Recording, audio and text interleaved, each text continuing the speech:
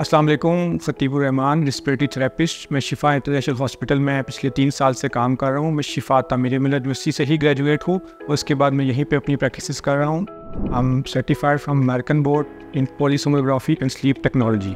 किसी भी हॉस्पिटल या टर्शियरी केयर में रिस्पिरेटरी थेरेपिस्ट क्रिटिकल केयर का एक अहम मेंबर हैं।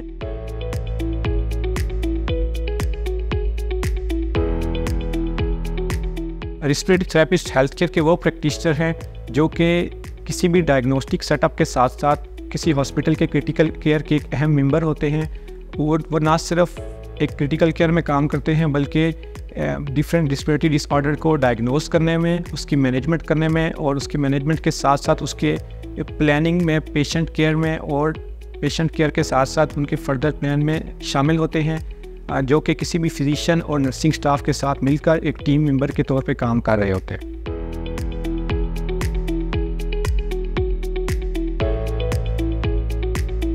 किसी भी हॉस्पिटल या टर्शियरी केयर में रिस्पिरेटरी थेरेपिस्ट क्रिटिकल केयर का एक अहम मेंबर हैं। इसके साथ साथ ओपीडी बेसिस पे, जिसमें आपके कार्डियोपल्मोनरी रिहैब है या कार्डियोपल्मोनरी डायग्नोस्टिक सेटअप है, इसके अंदर भी रिस्पिरेटरी थेरेपिस्ट काम कर रहे होते हैं। इसके साथ साथ स्लीप लैब में एज आ स्लीप टेक्नोलॉजिस्ट भी रिस्पिरेटरी थेरेपिस्ट काम कर रहे होते हैं। इसके अलावा जितनी भी पेशेंट एजुकेशन है या पेशेंट काउंसलिंग है, जो कि पल्मोनरी रिहैब है, पल्मोनरी रिहैब में भी रिस्पिरेटरी थेरेपिस्ट का एक अहम रोल है।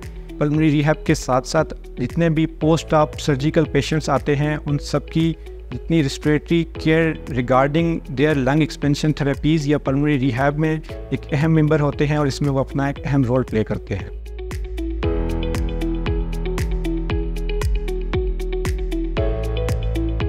क्रिटिकल केयर में एक रिस्पिरेटरी थेरेपिस्ट की सुबह का आगाज़ डिफरेंट चैलेंजेस से होता है, जिसमें different patients with different complaints and different management plans के साथ आते हैं।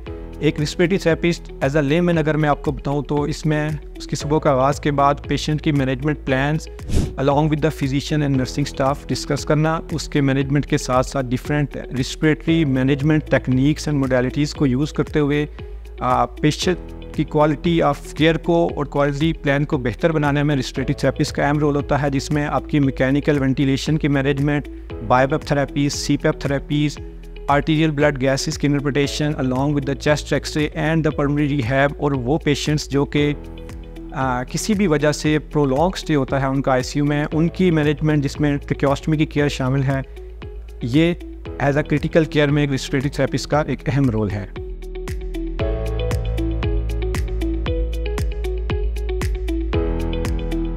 वेंटिलेटर से रिगार्डिंग जो सबसे बड़ा मिसकंसेप्शन ये किया जाता है, जो कि पाकिस्तान की पॉपुलेशन के अंदर किया जाता है, कि आपका कोई भी मरीज़ है या कोई भी पेशेंट है वो नियर टू डाई है। तो ऐसा बिल्कुल भी नहीं है। रिस्पिरेटरी थेरेपी के अंदर जो मैकेनिकल वेंटिलेटर है वो ना सिर्फ किसी इंसान की जान बचाने में इतना ही इंपॉर्टेंट रोल है जितना कि आप डॉक्टर हैं, क्योंकि ये एक आर्टिफिशियल मशीन है जो कि इंसान को सांस देती है और ये एज अ सपोर्टिव के तौर पे यूज़ की जाती है। आप इसमें जो हमारा ये मिसकॉन्सेप्ट होता है कि जी पेशेंट जो है वो एंड स्टेज पे पहुंच चुका है या वो कोलैप्स कर गया है तो उसमें आपका वेंटिलेटर का रोल है, ऐसा बिल्कुल नहीं है। ये एक सपोर्टिव रोल है।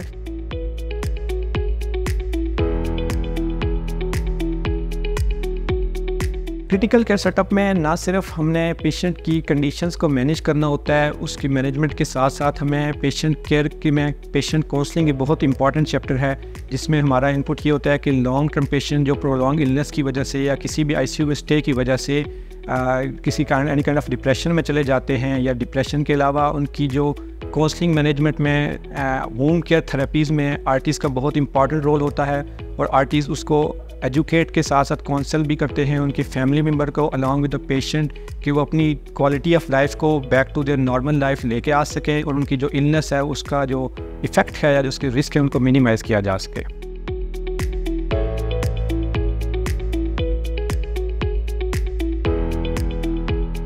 करंटली पाकिस्तान में मोर देन 300 रिस्पिरेटरी थेरेपिस्ट काम कर रहे हैं, जो कि पाकिस्तान के डिफरेंट सेटअप में काम कर रहे हैं, जिसमें अगर आप इस्लामाबाद की बात करें तो इसमें शिफा इंटरनेशनल हॉस्पिटल है, डिफरेंट कलसूम हॉस्पिटल, मारूफ हॉस्पिटल के अलावा पंजाब के अलावा आप कराची, सिंध, KPK में डिफरेंट सेटअप में आर्टिस्ट काम कर रहे हैं।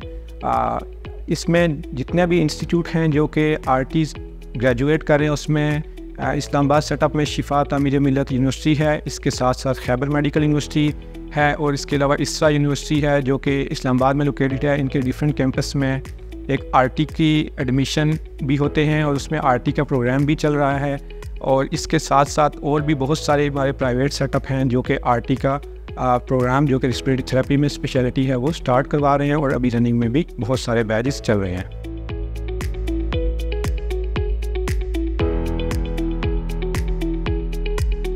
रेस्पिरेटरी थेरेपिस्ट के प्रोग्राम में इनरोल होने के लिए पाकिस्तान में करंटली जो सेटअप चल रहा है इसमें आपके किसी भी स्टूडेंट को FSC प्री मेडिकल रिक्वायर्ड होती है। इसके अलावा प्लान बी में आपके पास ऐसी इक्विवेलेंसी जो कि HCC आपको ऑथराइज़ करता है।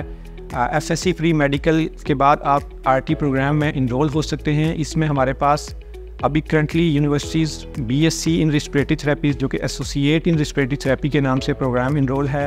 अलॉन्ग विद दैट एक BS रेस्पिरेटरी थेरेपी का प्रोग्राम भी चल रहा है जो कि different universities in different setup में करवा रही हैं। इसमें आप BS और BSc भी कर सकते हैं और इसके साथ साथ आपने BS के बाद फर्दर स्पेशलाइजेशन भी इसमें इनरोल की जा सकती है।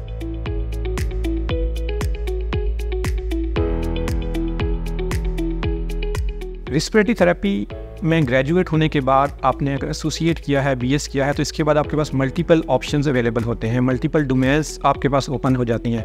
जिसमें स्पेशलाइजेशन की अगर आप बात करें तो इसमें सबसे पहले हमारे पास पल्मोनरी फंक्शन टेस्टिंग आती है जिसके अंदर आप सर्टिफिकेशन कर सकते हैं any board with American board और एनी अदर बोर्ड। इसके अलावा आप registered respiratory therapist, certified respiratory therapist का एग्ज़ाम में भी अपेयर होकर एक रजिस्टर्ड रेस्पिरेटरी थेरेपिस्ट भी बन सकते हैं जो कि डिफरेंट स्टेट में काम कर रहे होते हैं।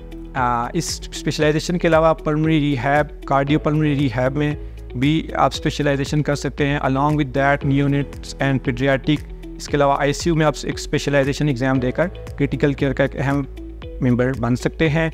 इस स्कोप के अलावा आपके पास डिफरेंट क्वालिटी मैनेजमेंट में आप जा सकते हैं जिसके आप हेल्थ केयर एंड क्वालिटी को बेहतर कर सकते हैं एज अ रेस्पिरेटरी थेरेपिस्ट।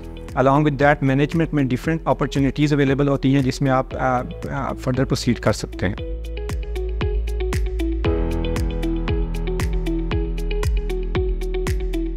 एक अच्छा और सक्सेसफुल रेस्पिरेटरी थेरेपिस्ट बनने के लिए आपके पास ना सिर्फ एजुकेशन की रिक्वायरमेंट ज़रूरी है बल्कि इसके साथ साथ आपके पास गुड कम्युनिकेशन स्किल्स, क्योंकि जब काउंसलिंग की बात आती है तो आपकी अच्छी कम्युनिकेशन स्किल्स मैटर करती हैं। इसके साथ साथ आपके पास एक क्रिटिकल थिंकर, चूँकि जब आप ICU में काम कर रहे होते हैं तो आपके पास क्रिटिकल थिंकिंग मैटर कर रही होती है and the critical decision points आपको करने आने चाहिए।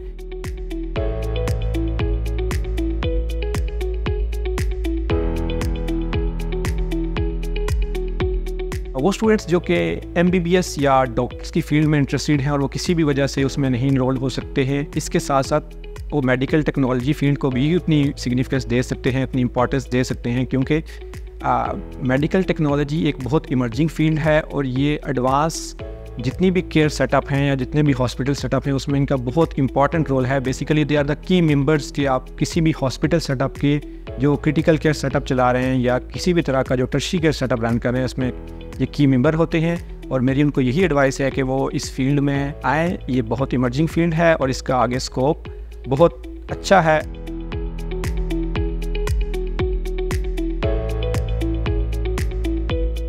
एज अ रेस्पिरेटरी थेरेपिस्ट अगर किसी भी पेशेंट की रेस्पिरेटरी हेल्थ को मेंटेन करना है या उसकी जो पल्मोनरी डिसऑर्डर से उनको बचना है, इसके लिए हम इसमें बहुत सारी टिप्स के साथ साथ ये भी शामिल है कि गुड स्लीप हाइजीन होना चाहिए। इसके साथ साथ स्मोकिंग को अवॉइड करना चाहिए, एज़ यूजुअल ये नॉट रिकमेंडेड। इसके अलावा आपको इस्लामाबाद सेक्टर में या जितने भी आपके ऐसे एरियाज़ हैं जहाँ पे पोलन्स और डस्ट हैं जिससे आपका एज़मा ट्रिगर करता है, ऐसी कंडीशन से आपको सेफ्टी और अवॉइड करना चाहिए। आपको फेस मास्क का यूज़ करना चाहिए और ऐसी चीज़ों से एक्सपोज नहीं होना चाहिए जिससे आपकी रेस्पिरेटरी प्रॉब्लम ट्रिगर कर सकते हैं और बाद में उसकी कॉम्प्लिकेशन फर्दर डिटोरिएट कर सकते हैं।